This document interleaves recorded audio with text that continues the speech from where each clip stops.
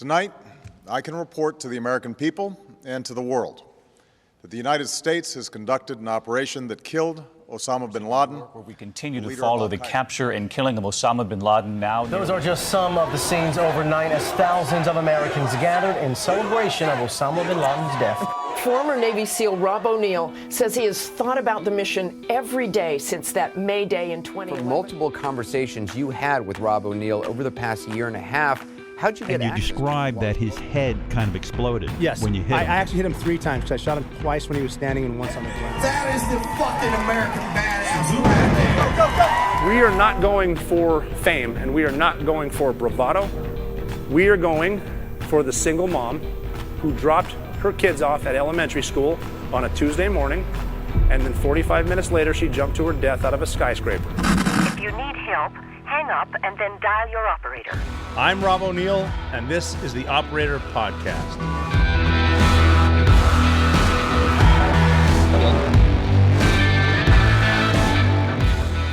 Welcome back to the Operator Podcast. This is episode 19. Can you believe this is episode 19? 19 weeks. We're doing one a week for now. And I'm having a good time with the pace, but I do want to do more, and I do want to do guests on the Operator Podcast because it would be fun. And, you know, I get some feedback that they want to hear just war stories. They want to hear stuff that we've done in Iraq, Afghanistan, or Pakistan, or Ukraine, or the coast of Africa, or stuff like that. And as much as I'd like to tell nothing but stories, eventually I'm going to run out because not every story is a good story. I mean, sometimes we just went out and realized every single night when we went to combat, we realized the humanity of things. I always bring up the humanity because war is not a game. War is real from every aspect, from the people going to war, the families that send people to war, the houses that the warriors go into, the villages and communities warriors go into, and the people that are affected there. There's different aspects from different angle, and I want to start interviewing other people too. There's a lot of people that I know that have great stories, not just people in combat, but operators. I've said it before. You'll hear me say it again. You're going to hear the same story from me too, because I actually have been a public speaker for over 10 years now, and sometimes I forget which stories I've told. So if you hear me telling the same story again, just bear with me. Check it to see if I'm consistent. That's something you'll notice about my stories, though. They're very consistent. If you keep telling the truth, you don't need to remember a lie. That's how easy it is. So if I do, and I'm not just talking about big missions or the Bin Laden raid, or the Captain Phillips raid, or when we're on the mountain to get Marcus Luttrell. I'm talking about stupid jokes. When I tell a dumb joke, chances are I didn't write it. I took it from somebody else, and I always try to give credit to people when I tell jokes or when I quote something. But if you hear it twice, just pretend that you haven't and laugh at it and tell a friend, wow, this is a fun podcast. The Operator Podcast is a fun podcast because, like I have mentioned before, I used to be an operator in Naval Special Warfare, but now I'm an operator in life, and so are you. Whatever you're doing right now as you're listening to this. I had someone say that you need to speak louder, Rob, because I listen to your podcast in the gym and I can't hear you. You need to turn it up. And I'm like, possibly, or maybe you need to turn it up. maybe you need to invest in some good headphones that are noise canceling. I love those noise canceling headphones. I got a pair of the AirPod Max, and I was getting a ride from an event yesterday, not realizing you can talk in those. You can make phone calls. I mentioned last week with the people in the airport who are annoying. Chalk one more up to the annoying passenger that you must have in the back seat, because I was getting a ride from a company, and there was a wonderful woman driving me, and I've driven with her many times, completely courteous, doesn't even ask what kind of music you want because she's assuming silence. And I'm back there like a jackass, just finished like a 5-hour event. I'm getting a ride, and I'm on my headphones, and I'm talking about something. Finally, I probably called my dad. My dad and I talk every single day. Tom O'Neill, my father, and I talk pretty much every day about nonsense, about operating.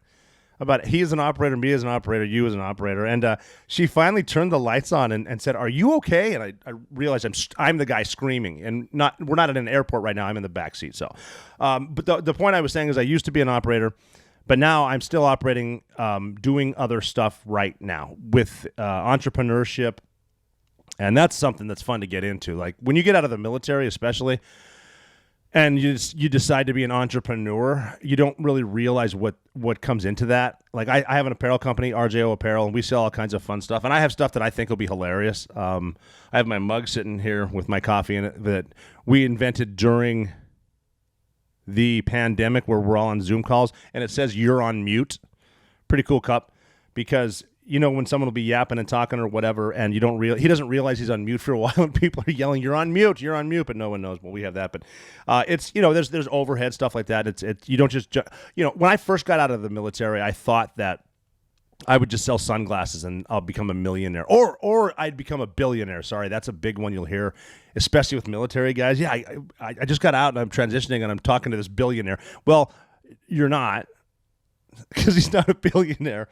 And I learned that not everyone's a billionaire. There's a lot that goes into entrepreneurship, and don't ever give people stuff for free. Like a lot of people will say, "Yeah, I'm going to fly you up to Detroit, and you can hang out at the athletic club, and then, we'll pay for dinner and everything." And then you tell them your story, and then you'll never hear from them again because you just gave it to them for free. But that's operating a little bit. Entrepreneurship, the hot sauce. We just came out with the new hot sauce. We got it on Amazon. You can find it on my social media. The first one we had, Rob O'Neill's top secret hot sauce, we invented I went down and met some chefs in Kansas City. And Kansas City, Kansas, though, not Missouri. Kansas City, Kansas, there is that.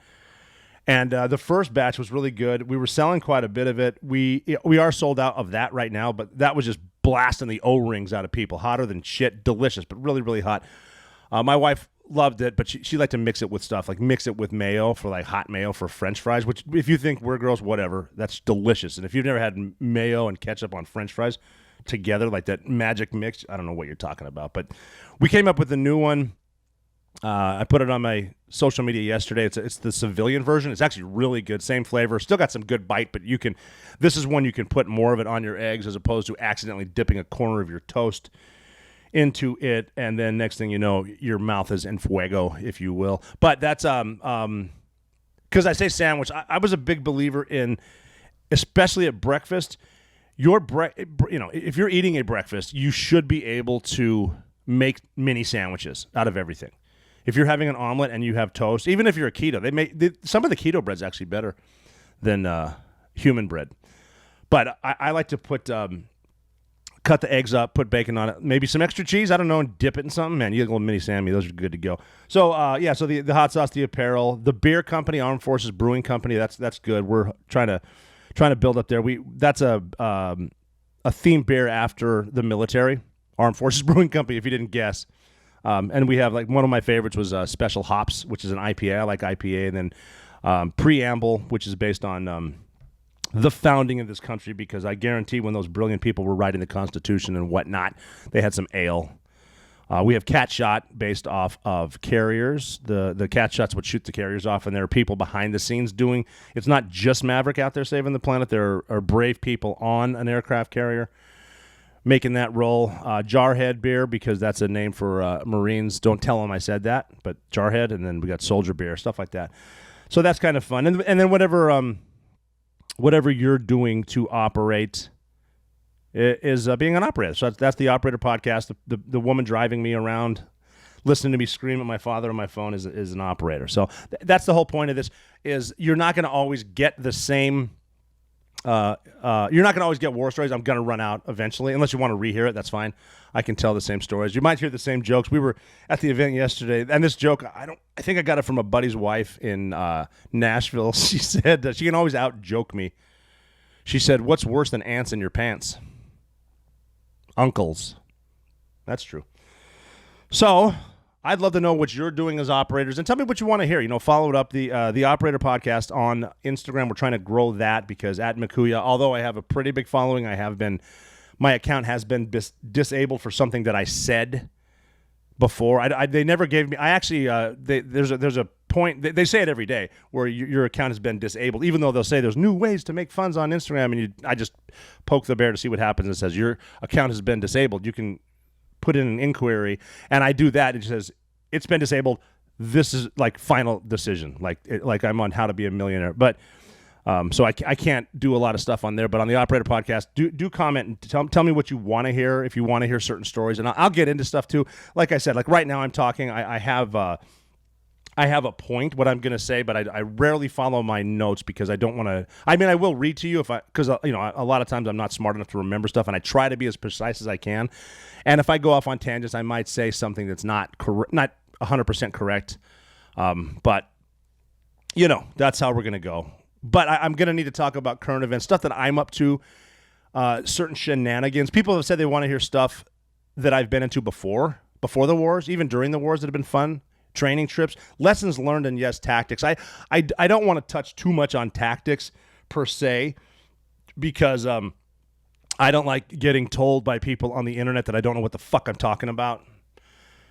Because that happened a few weeks ago, I think, when I mentioned shotguns, because I still love them, whatever. But I was told that I'm a big pussy, and I've obviously never been to war because I like shotguns, which I like them. There's one within reach.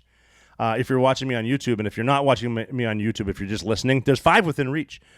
But also, I'll talk about shit that I get into because there's a lot of stuff out there on the internet as far as there's really good people giving solid advice on day-to-day. Like there's a dude I follow that gives advice on how to warm up your body before you start your day. A lot of good hip stuff, lower back stuff, and then there's the nutrition guys that really know their shit too. I'm not making fun of anyone. If you're a solid nutrition guy, man, that's great. And that discipline that comes with it, that's kick ass. And there's people out there that do that.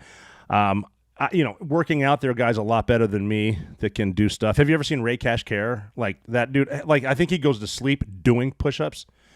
So if you don't follow Ray Cash Care, he's a solid dude, and he'll teach you how to work out. Great guy. And like Mick Teams, I'll talk about him later today. He's in the pool swimming and all that shit, and talking about totally 80s because he's like an old dude, Navy SEAL photographer. But I talk about some of my stuff that I do. I recently bought. It's called an inversion table, and if you haven't ever seen one of these, an inversion table is as you're ordering one for yourself on paper, this thing looks simple to assemble. Because there's a picture of it, and it's a table that's on a pendulum, and you're going to build. And it actually advertises this shouldn't be a problem. Only it's already 85% of the way assembled, which looks great. And when you figure ordering on the internet, I'm a smart guy. I know how to do this. So I got mine up here, and all it should be is like a base, and then there's a table, like a long table that you lay on, and there's a bar behind you, and it's on a pendulum. And supposedly, what you do is as you start to lean back or start to move your arms up higher, the weight disperses itself, and then it leans you back. Your feet you lock them in this padded, it's like a pair of foot cuffs almost, but it's padded. It's not like you're getting arrested, not like you're in handcuffs for real. Those are more stories too that I'll tell later. I've been in handcuffs in defense of law enforcement. Every time I've been arrested, I deserved it. It wasn't on the cops. It was not police brutality. Back to blue. You know what I'm saying? But you put your feet. Don't put your hands there. That'll probably be next week's story because I fucked up and did that. You put your feet in this thing. Start leaning your hands back, and ideally you slowly go back because you're adjusting everything for your height and all that shit because you want to have a good center of balance. And the further you go back, you can go as Maverick did. You can go inverted. And what that does is now because you're hanging from these nice padded foot cuffs. It has you don't need to use anything for resistance. You don't need to hold yourself up with your ankles or your toes. So everything from your toes to your hair will stretch out the opposite way that you have been doing it for your entire life. Like for 46 years for me, or 66 years for Mick Teams, however old he is, I forgot. But that's how it's supposed to happen. So I brought mine upstairs and I assembled it myself. And it says again in the instructions that it says on there, and you know how the instructions are, you're supposed to lay everything out and you have a full head count of all of your gear and put it together. And it actually says, I think tauntingly, this should only take you 40 minutes to assemble. And that's a lie. That's a bold-faced lie. I was up there cursing at it. I had to get my wife up there to help me hold these things down. I think they purposely make nuts and bolts that just don't reach each other. So you got to squeeze 5 parts together, whatever. They're a little ambiguous with the way they tell you to do it. I think they want you to get your first workout just putting this fucking thing together. So I did. I put it together, and then once you finish put it together, make sure you have your proper height and weight, because there's a few more things that are very important, and you want to make sure those are important the first time that you do it. Because the first time I did it, and when you do it, have what we call with you in the SEAL teams a swim buddy. Because in SEAL training, we never went anywhere alone. Have a swim buddy, or in this case, a spotter. Because I'm in there, I'm excited. See, Jess hasn't been with me the whole time. She came up for the difficult parts to help me put the puzzle together. But then I said, hey, I really would like you in here just when I get on this thing. So I'm getting on the thing, and I'm lucky I had her, because it went from a nice slowly leaning back, and it turned into something that I can only call extremely fast, violent chaos, because I went from ass over tea kettle, feet straight up above my head, and I banged against the side, and I haven't spun around that fast since a helicopter crash. Like, this shit is legit.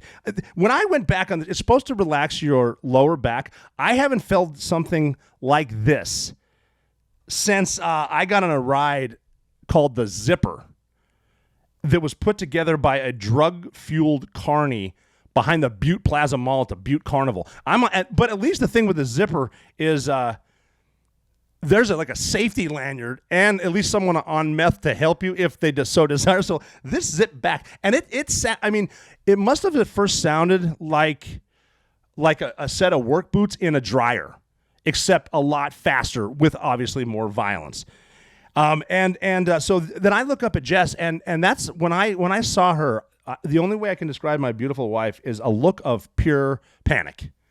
And she's up there, I don't know what to. So I'm laying upside down like an asshole, yelling at Jess, "Help! You got to get me out of this mess!" Because I'm trying to. This is my first time on. It's been years since I've done an inversion table, and you're ideally calmly supposed to bring your hand straight forward, and it's going to bring you up. This shit ain't working. I didn't hook the lanyard up, so I'm not just upside down. I'm a little bit more upside down, so I should be getting a pretty good stretch, but it's not like a good stretch. I'm getting stretched almost like if I was the bottom end of a wishbone on Thanksgiving, where I'm getting basically ripped in half.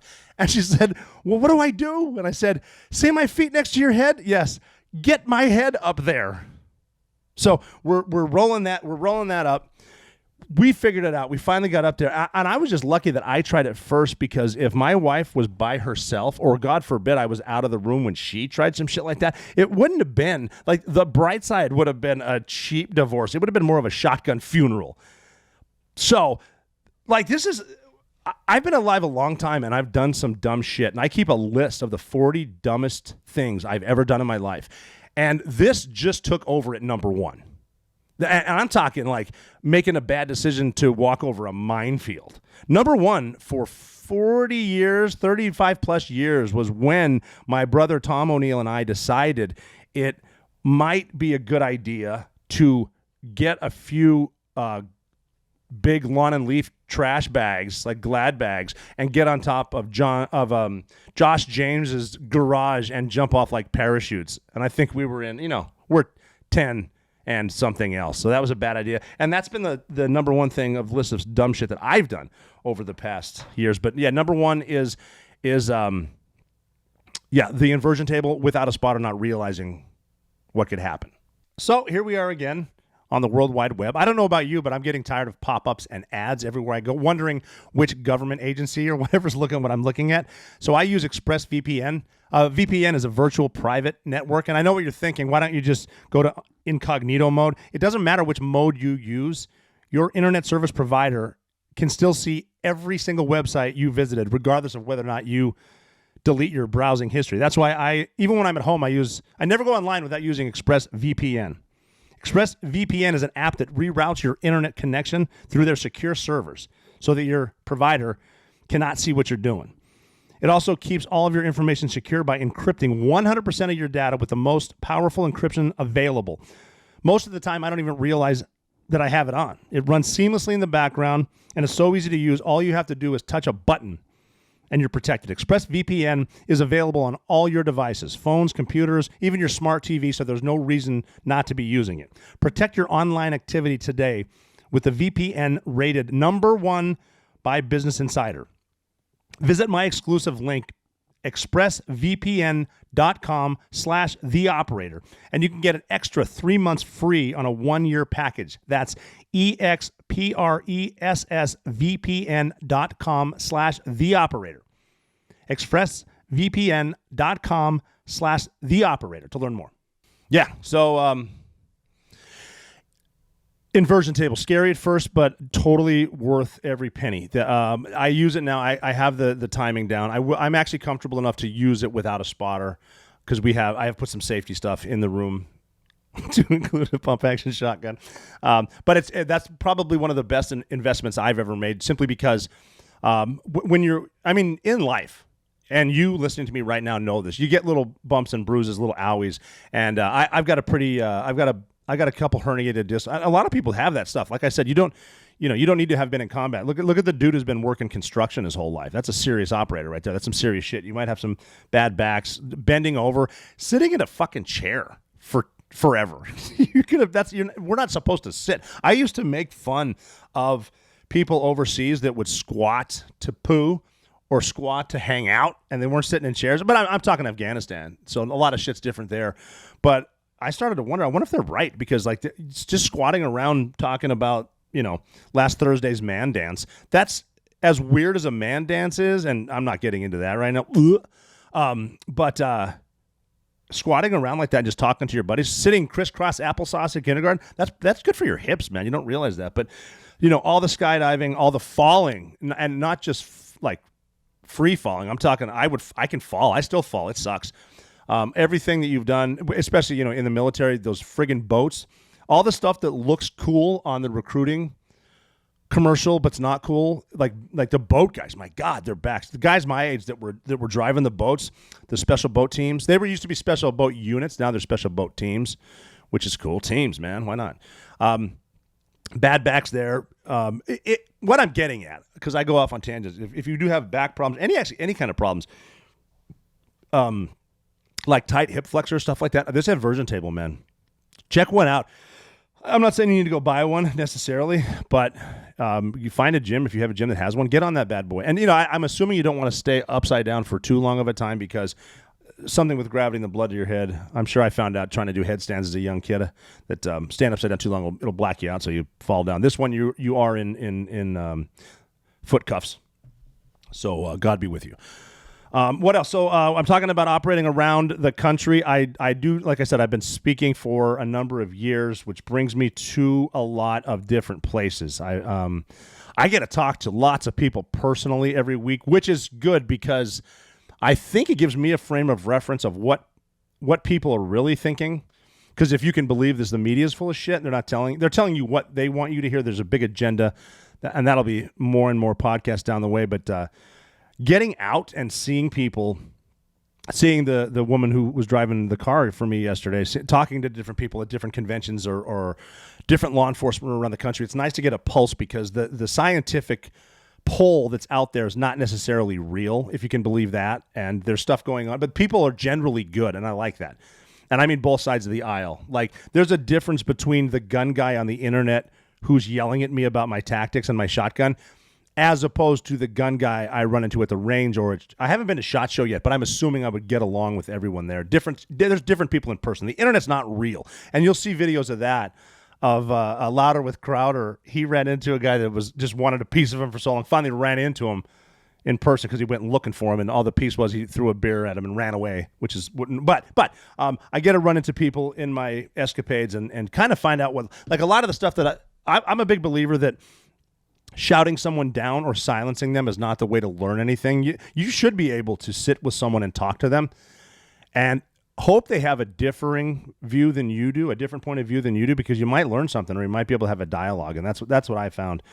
If you're sitting around with a group of people and all they do is tell you exactly what you want to hear, if you're the smartest person in the room, you're in the wrong room. And that's why, believe it or not, a lot of these celebrities that are out there that are telling you the effects of carbon on the environment and climate change, and you can't do this, but they fly in a private jet. It's not, there is a thumb in your eye and a finger in your face out of that, but It's also because they've never been told no. Think about a lot of these celebrities that have been famous forever. No one's ever told them no. They surround them and tell them, yeah, you got to be right. You're definitely right. Yes. And they'll just kiss their asses. Tell them what they want to hear because they want to be close to the flame. They want to be close to the cloth. They want to touch the cloth. And that's the case. Elton John, he got off Twitter because he's just a believer that Elon Musk took over Twitter and it must be bad. And now all the fascists are on there and now all the hate's on there. As opposed to thinking, no, they're just not silencing everyone that differs from your point of view. And someone brought up and Elton John, I've never met him. I'm not talking shit by any means. His music obviously is fucking brilliant. He's a brilliant guy. But I've never met him, but I'm assuming because he's been famous since when? The 60s? Wow. And his songs are incredible. He's probably just a fabulous dude. But he's never been told no. Someone put out a meme that said it's kind of ironic that Elton John left Twitter because of a Rocket Man, which I thought was kind of funny. But, yeah, I got to talk to people, and a lot of people feel the same way. And some of the shit that I bring to you, it might be because if I said something earlier and I changed my point of view, that could be just because I talked to someone. I was like, wow, that's a better idea than the shit I was just saying. Carry on. So in my escapades, though, a week ago, I went to Champaign, Illinois, for an event for cops hosted by Big Mike, my buddy Big Mike. And it was just for cops. And there, we went out there to talk to cops and see cops, and it was a fundraiser, an auction. They're auctioning off shit for I think I mentioned it last week, just to help cops and get morale high, because a lot of morale in law enforcement is shit because of the media, because of social media, and because of politicians that they'll say shit not because they believe it, but because they can stay in power. And cops have become cops are now the Vietnam vet back in the day, where they're the child killers. They're the whatever. They're the whipping boy right now. And unfortunately, everyone gets a chance. Everyone gets their day in the bucket. But when I was out there, I just posted a picture yesterday from a week ago of me and Dog the Bounty Hunter. I got to meet Dog, and talk about a fabulous guy. I used fabulous twice. Sorry, Dog. Dog's an awesome, kick-ass fucking dude. I got to meet him. And he's just, larger than life, a TV star forever. But he does good. Like he grabs fugitives, and he does really good stuff, and puts them in the pokey. And I was asking him something about how he got the name Dog and how he got involved with this. And he told me a really cool story that when he was a young man, he said he was in the Hells Angels motorcycle club, who we've obviously all heard of. And I've met them before. They're serious dudes. But he did do a few stints in prison. And not just in prison here. Like, he's been in Mexican prison where he broke out, which is cool. That's another story. When I start getting episodes, I'm going to try to get Dog the Bounty Hunter on. He's going to be fun to talk to. And talking with him, just knowing him for a day, that's going to be a few episodes. He's got so many great stories, and he's a great storyteller, a wonderful guy. But one of the cool stories he told me is he was getting transferred from one prison where he just finished a stint to another prison where he's going to do another stint, because apparently he's broken the law a couple times. And he said on the ride from prison to prison, the cop driving him said, "Do you want McDonald's?" And Dog was like, "Bro, I've been in prison for a year and a half. I would love McDonald's." And he said, "Okay, we're going to get McDonald's and we're going to go in, and you're not going to be cuffed. Don't pull any shit." And that's just kind of cool, because what you see the cop doing is he's giving him a chance. And Dog being Dog, he realized, okay, this is a chance to have a Big Mac, which, again, pound for pound, I'm saying, best burger there is. But they went in there, he had his shit, and it was obviously delicious. They got back in, and he said driving to the next prison, the cop said, there's something about you, and if you straighten your act out, you could be a star. There's just something in your presence. Now, that cop could have been full of shit. But who cares? That cop is talking to that person, talking to Dog as if he's a person.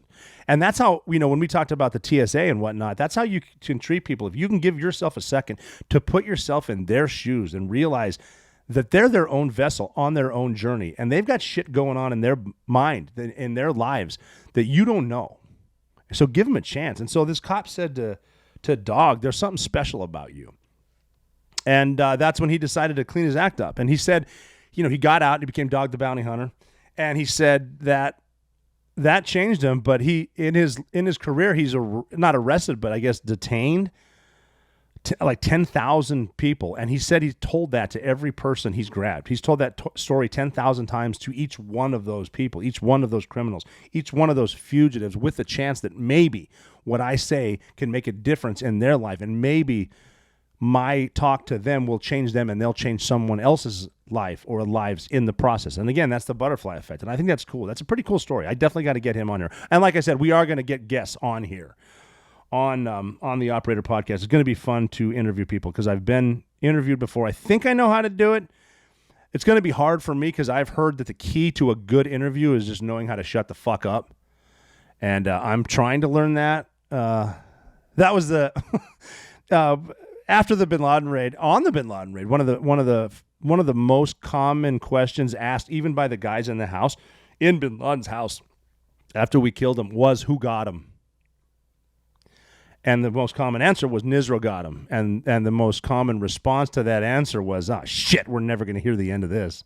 So I mentioned you may hear some of the stories once in a while. I heard a funny story the other day that said the longest drum solo in the history of the world was just over 10 hours. And that was a baby sitting behind someone on a plane from Tokyo to New York. That's kind of funny. It kind of describes the chaos that comes with being a parent. I've been to combat, I've had babies, and I've realized the difference is in combat, there are rules. You've heard me mention it before, tactical baby gear.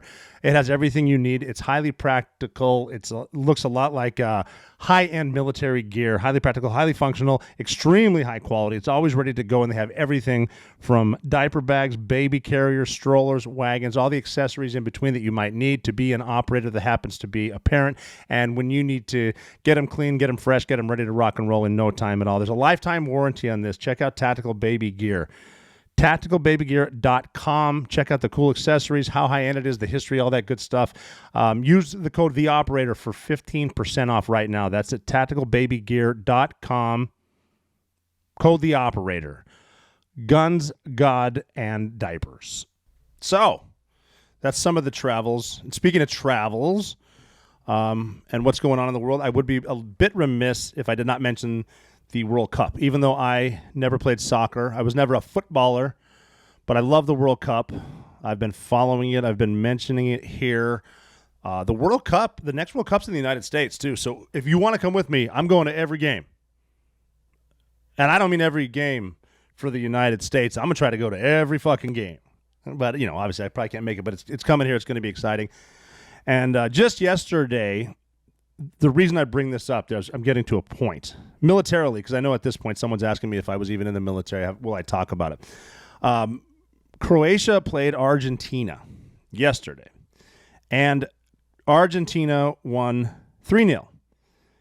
So that's kind of a beating, and I guess Croatia I guess they seemed a little bit confused because not confused. It just looked like they weren't quite into the game, and I mean they get pretty far. That's a good soccer country, really good. I've been to Croatia. That's a story I'm going to get into. But they lost to Argentina, who is a great football team, huge football nation, soccer for anyone else who's listening. But Croatia, Argentina, I'm going to talk a bit about them. I got to bring up Croatia first, and I wanted Croatia to win. Don't hate me. For people who are for Argentina. Because we went to Croatia, we meaning one of my SEAL platoons. So this is before we went to war. We went to Croatia, Split, Croatia, which is a very, very cool spot. It was kind of not untouched, but a lot of people hadn't gone there because of the wars that were there, in the Balkans for a number of years. And a lot of people hadn't gone there, but we went there. The water is gorgeous. We did some diving there. You can see for miles. Gorgeous place. Really good people, great food, great nightlife. And we're training with the Croatians, which were great dudes and militarily hardened.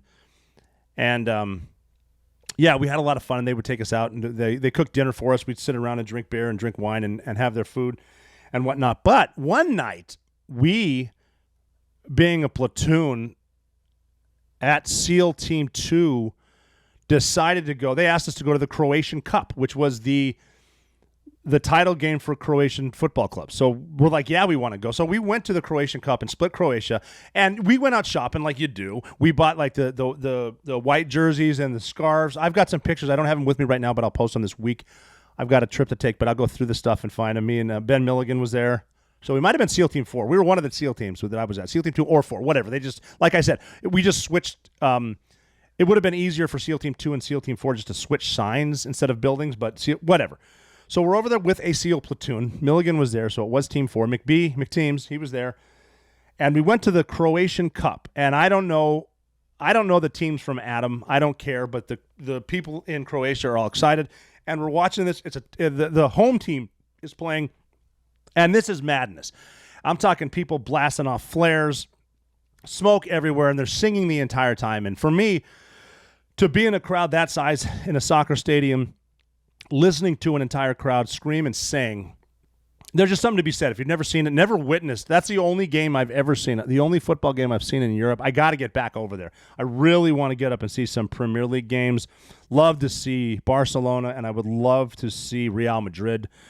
But that was my first and only experience. I'm going to get around to it eventually. But so we're there, and there's like, the beer's flowing like wine or whatever they said in Dumb and Dumber, and dudes are blasting off J's and having a good time, and the home team wins. So that's a great time. And then after the home team wins the Croatian Cup, everyone decides it's time to storm the field, storm the pitch. Fuck yeah, we're going.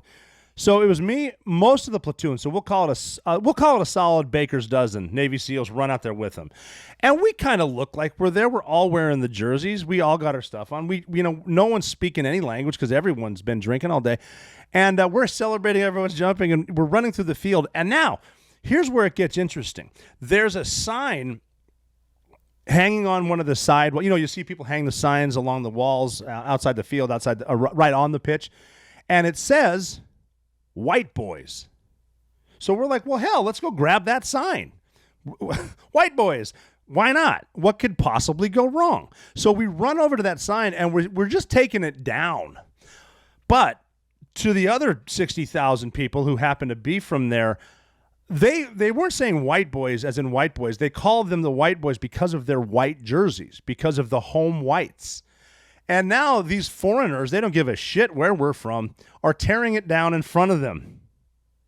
So there's a thing in the military that we called E&E, escape and evasion. That's when you get compromised by the enemy and it's time to go, time to figure out how you can live. I'll shorten that down to when we tore down the white boys sign and you could hear the record screech and everyone staring at us. And they did not like us at this point. It turned it from E&E to, we need to get the fuck out of here.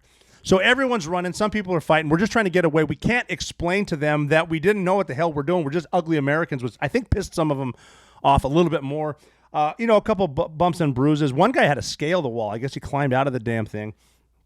I think it was our platoon chief that made it that way. He ended up by himself. So he didn't have his swim buddy. So if he was on the inversion table, man, that would have been even uglier. We all lived. But that was a Croatian Cup, and I actually talked to McTeams yesterday. We have an affinity in our hearts for Croatia just because of that experience, even though they didn't really want us to live.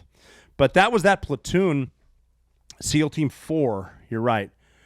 And that was a good group of guys, too. I'm going to get some of them. I'm still in touch with a lot of those dudes. I talked to McTeams yesterday, like I said, because we were talking about Croatia. We really wanted Croatia to win. But that group of dudes, I'm going to back up and tell a story because people want to know about training stories. Here's a training story from SEAL Team 4. I have been known. Well, I haven't been known. My wife calls me the luckiest unlucky man in the world. The whole you're going to trip over your dick but land in a pot of gold type guy, step in a pile of shit, find a diamond type shit. For some reason, I end up being places. And it just works out so far. I hope, I hope it stays that way because, the bullet needs to be right one time. But one of our training trips at SEAL Team 4 was out to Nevada. So we went out to Nevada to train because Top Gun, I think, it was definitely at Fallon, Nevada. And I think it's still up there. I could be wrong. Don't hate me. Don't get you and all your friends in an algorithm to badmouth me and trash me because I didn't know. But we went to Fallon, Nevada, which is close to a city by the name of Reno, Nevada. And we happened to be there on a Friday, and we're going to leave town, I think, Sunday, flying out of Reno. So we get a couple days. No, we're going to leave on Saturday. Halloween's Friday. We're going to leave on Saturday out of Reno. So we get a night in Reno. And we went up there, and on the drive up, because we're taking the vans to meet the plane in Reno, but we get a night out, so we have a hotel. Uncle Sugar was nice enough. Thanks, taxpayers, for funding us a hotel in Reno for Halloween. And we get there, and we're like, well, it's Halloween. We don't have costumes, and I'm tired of wearing my sweaty, dirty camis. I don't want to go as a soldier. What should we do? McTeams had a good idea. Let's go to Walmart and buy whatever we can find. Walmart's open, and it's only, 1900, if you will, or 7 p.m. for humans. We went to Walmart, and we decided everyone here is just going to buy a bathrobe, some pajamas, and some fluffy slippers, and we're going to go as a slumber party.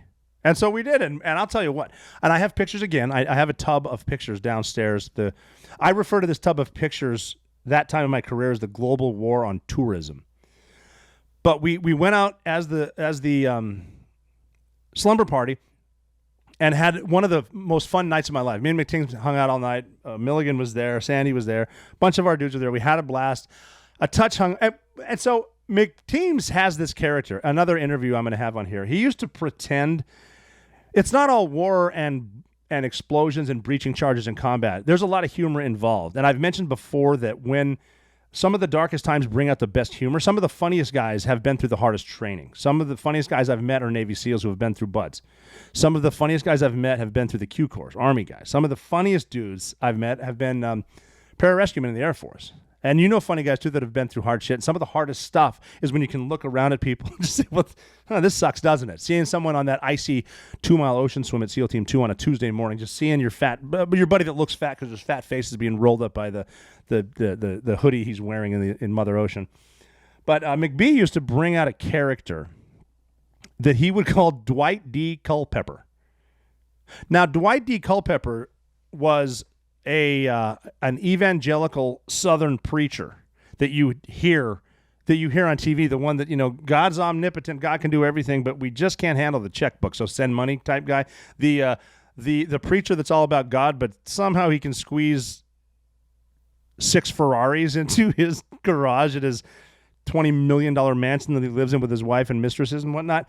Anyway, Dwight D. Culpepper would come out. I really can't do the impression, but he would say stuff like, hey, there's Dwight D. Culpepper coming at you live from Serbia or whatever. And he would give us a speech, and he would preach to us in the vans that we're driving somewhere, just to, as opposed to having a van brawl where you all fight each other. Dwight D. Culpepper would come out and give a sermon, and he would just go off the cuff. I'm sure he studied a bit beforehand, but Dwight D. Culpepper would do that. So that's kind of his thing, and I'll get him on here. We'll hopefully get a sermon soon. I want to start interviews at the first of the year. But we finish our night in Reno, a lot of fun, just a blast, and we get on a C-130. And so a C-130 is a cargo aircraft the Air Force has, and it doesn't have necessarily seats in the back. It has these red nets that you sit in, and you sit there. They're not comfortable, and you stare at each other. Hopefully this plane can get to altitude, so maybe you can unroll a ground pad and a sleeping bag and sleep it off. And we're going to fly a C-130 from Reno to Virginia Beach, which, even though you're going with the jet stream, it's a long flight. C-130s, they're not known for being warm, and there is no flight attendant to give you cocktails. They just kind of suck, but hopefully you brought something with you.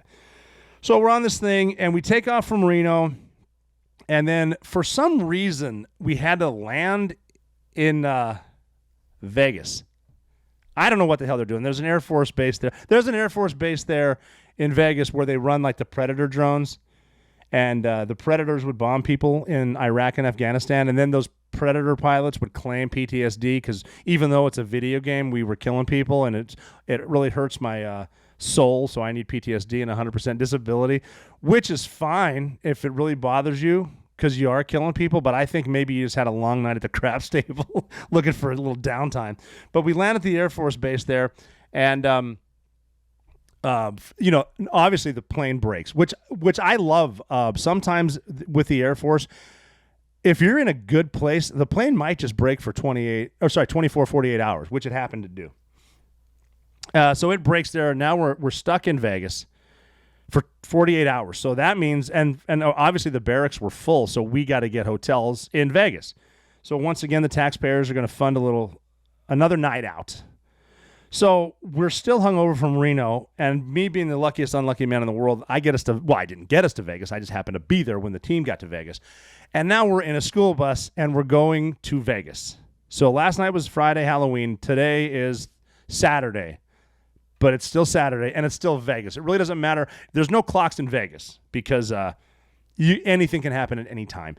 So we're a touch hungover. People are popping Tylenol. We're driving to the hotel, and we know what's going to happen. Like, this is the calm before the storm, right? We know something big's about to go down, and we're in a bus. It's quiet. And all of a sudden, you hear from the back, Dwight D. Culpepper. All right, listen up, gents. This is Dwight D. Culpepper coming at you live on the way to Las Vegas. Last night, you were able to party with some demons, but tonight, you're about to dance with the devil himself. Oh, then Vegas. Every episode we talk about preparation. I mentioned this too. The last report, the household income is dropping. Last report said over $6 trillion dropped in the second quarter this year. That's the most on record. Preparation. Were you ready? Take my advice. Protect your financial future with gold and silver from my friends at Allegiance Gold. Allegiance Gold can help you protect your IRA or 401k with physical gold or silver, or if you prefer, have it delivered securely right to your door. I have been all over the planet, and there is only one universal currency that is always a value, and that is gold. Allegiance Gold has some of the highest ratings in the industry. 5 stars with TrustLink, AAA rated with the Business Consumer Alliance, and an A+ from the Better Business Bureau. Go to protectwiththeoperator.com and get up to $2,500 of free silver on a qualifying purchase when you tell them the operator sent you. Or give them a call at 844-790-9191. That's 844-790-9191. We cannot control this administration, but we can prepare for the consequences of their policies. Protectwiththeoperator.com. That's protectwiththeoperator.com. Or give them a call at 844-790-9191. So that is our story, one of our stories from SEAL Team 4, Bravo Platoon. Las Vegas, Reno, Top Gun in Fallon, Nevada, and then eventually Croatia in the Croatian Cup. Croatia was in the World Cup in the semifinals yesterday. They lost to Argentina, which is just a rich soccer or football, if you will, country history. They've won 2 World Cups. They're looking to win their 3rd, which they could. And you might have noticed I mentioned, I either said they were going to win this World Cup or they were favored, but I did mention Argentina. Very rich soccer history. There's one of their players. So Lionel Messi is they're obviously the best player on the team right now. They're saying the best player in the world right now. I don't have a dog in the fight to make an argument of who's the best in the world, but he's very, very good. I've never met the guy. He strikes me as kind of a little weasel type guy. Like I shouldn't say weasel. He seems like a guy that, he's gonna score, but then rub it in your face with the realization that nothing can happen. But he was born in Argentina, and then they moved him. He was so good as a prodigy, they moved him up to Spain, and he's been rolling there through whatever the pipeline is to get to become a professional player in Spain, which obviously great soccer, great football there. But he's like the best in the world. Got him to the World Cup final, and it's interesting to look back at the history of this. There's the player that I think was the best ever was Diego Maradona, and he was famous for a goal called the Hand of God when they were playing in the World Cup against England. And there's no love lost between the United Kingdom and Argentina, because in 1982, after some political strife and some bloodshed, a lot of stuff we can't get into now in the 70s, some dictators took over, some corrupt politicians, if you can imagine seeing that, took over Argentina. They eventually invaded the Falkland Islands, and the Falkland War started. The Falkland Islands, they're in the South Atlantic. They were British dependent territories. Argentina invaded. There was a bloody war that this is in 1982. A bloody war took place. It was 10 days. The United Kingdom took them back. So Argentina and England and the UK, no love lost. But they're playing each other in 1986 in the World Cup, and Diego Maradona had a a shot called the Hand of God. And I'm looking at it right now where he scored a goal. Argentina ended up winning 2-1. And if you look at this, they didn't have the kind of technology they have today. You can see the keeper from England and Diego Maradona, somehow there was not an offsides call because somebody from England had hit the ball, whatever the way it works. And Maradona and the keeper going after the ball, and they're both going up. The keeper can use his hands, but Maradona can't. And you can see his hand come up, and he like almost tips the ball from his hand off his head and scores the Hand of God goal. And they redo that. They talk about the Hand of God. Like if you, I don't think you're going to get away with using your hands like that anymore because of the technology. You should see that crap. But the Hand of God goal, Diego Maradona, it was just an incredible goal, incredibly corrupt. But Diego didn't really care because the war several years prior, they're still pissed about that. He's not going to admit anything. Yeah, I guess it was so bad that when Maradona hit the ball, like he's sort of celebrating, but he's kind of looking at the ref, and the ref calls it a goal, and he celebrated. And later in the like the press interview, they asked him about it, and he goes, "Well, it was part of my head, but also the hand of God." So Argentina is in the final. I think it's great. The Falklands War, though, that's when, you know, a lot of war down there. Argentina is a really cool place. I've never been. It's an inverted triangle shaped country at the bottom of South America. The Falklands are off of that, but I guess the size of the place is a greater landmass than the country of Mexico and the state of Texas, which are both, you know, not to get all technological, fucking big. So that's a kick-ass place. The Andes are down there, Patagonia. I guess the wine's really good. The people speak all kinds of different language, everything from Arabic to English to Spanish. It was ruled by Spain, and then I guess, you know, just a rich culture, great people. I do want to check it out because of the food and whatnot. There's actually during the lockdown, during the pandemic, I got to try food from Argentina, not because I went there, but because there was the patriarch of a family, probably in his early 70s, that was, you know, he's cooking in the house. He's a retired guy, but he started cooking for his family. Then he started cooking for his neighbors, and his neighbors liked it. And so many people liked it and wanted it from him that he started charging. Then he opened a damn restaurant, and I started eating their food. I had an Argentinian steak sandwich, which is one of the best steaks I've ever had. It's like gourmet ribeye on a big roll. Tastes delicious, and it's very enjoyable for the first few hours. Very salty, and then you're just full. It's completely awesome. But yeah, he opened an Argentina restaurant near where I used to live. And anyway, I'm looking for places to go. I always want to go there. I always want to get to new places. That's kind of a cool place. The history there is incredible too. Like I was mentioning, the different languages and stuff that are spoke there. You'll see Buenos Aires, the capital, in a lot of gangster movies like Casino. We're going to escape to Buenos Aires, and then they get capped down there and some pretty bloody scenes. It was also a spot where a lot of officers from Nazi Germany went. And these are real Nazis, not the kind that they call you on Twitter simply because you think you need an ID to vote. But real Nazis, after the fall of the Third Reich, they went to South America, Brazil, Ecuador, places like that. But I guess the most common place for these Nazis to go was Argentina. And they're famous for that. And you know, a lot of, you know, there's all the conspiracy theories, which at this point in my life, I believe a lot of conspiracy theories, but a lot of them went there. One of them, and this is a true story, a guy by the name of Ricardo Clement was living there, and he got rolled up in May of 1960 by some badass black ops dudes. I wasn't there, 1960, you know what I'm saying? But he got rolled up, and it turns out it wasn't Ricardo Clement, it was Adolf Eichmann. And he's very famous for masterminding the movement of a lot of Jewish people during the Holocaust. And not a good guy. They rolled him up, they found him, they brought him to Israel. And they interrogated him every day, but they didn't need to, just based on the photographic and audio evidence of this dude. What an asshole. What the face of evil. This guy's demonic, what he was doing to people. And he never needed...